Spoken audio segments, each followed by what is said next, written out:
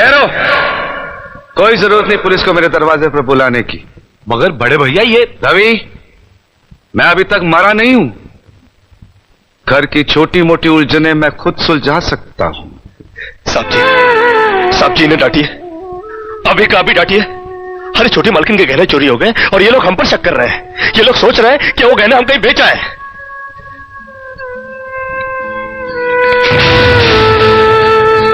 बाकी के रुपए कहां हैं कृष्णा? क्या पूछा आपने साहब जी? मैं पूछ रहा हूं कि बाकी के रुपए कहां हैं? ये आप पूछ रहे हैं साहब जी अपने कृष्णा से? देखो कृष्णा, गलती हर इंसान से होती है। तुम मुझे सही सही बता दो कि गहने तुमने कहां बेचे, मैं तुम्हें कुछ नहीं कहूंगा। अब कहने के लिए बाकी ही क्या है साहब जी? एक छोटा सा सवाल पूछ के आपने बहुत कुछ कह दिया है साहब जी। कृष्णा, बात को आगे मत बढ़ाओ।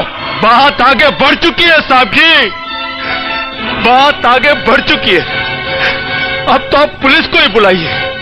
वो जब हमें कुत्ते की तरह मार मार के हमसे पूछेगी ना, अब तो हम तभी बताएंगे कि हम गहने कहां बेच कर आए साहब जी। मत कहो मुझे साहब जी। इसी साहब जी की इज्जत आज तुमने मिट्टी में मिला दी। क्या कुछ नहीं किया था मैंने तुम्हारे लिए, उसका मुझे तुमने ये बतला दिया। अरे भैया जी, आप क्या? अरे हट जाओ ज्योति। जिस दिन मेरी फैक्ट्री जलकर राख हो गई थी और मैं बर्बाद हो गया था, मुझे उतना दुख नहीं हुआ था कृष्णा जितना आज हुआ जब तुमने इस घर में चोरी की है। साहब जी,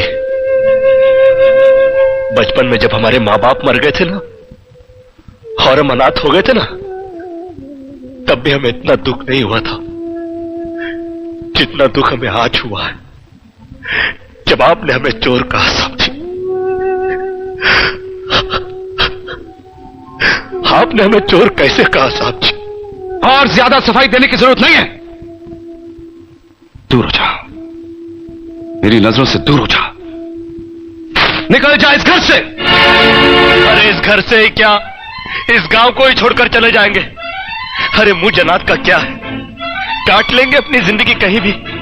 इतने साल इस घर में बेफिक्री से ये समझकर काट लिए कि साहब जी का हाथ है हमारे सर पर। हमको क्या है परवाह किसी बात की, मगर नहीं, अब हम जान गए कि इस दुनिया में अनाथ का कोई नहीं होता। हम जा रहे हैं साहब जी और इस घर में कभी नहीं आएंगे। अभी निकल जा। दोबारा इस घर की दहलीज में कदम भी रखा तो मेरा मरा हुआ मुंह देखेगा तू। अरे नहीं नहीं नहीं, मुझ नौकर के लिए अपने दिल को दुख देने की कोई जरूरत नहीं। मैं कदम भी नहीं रखूंगा यहाँ पर।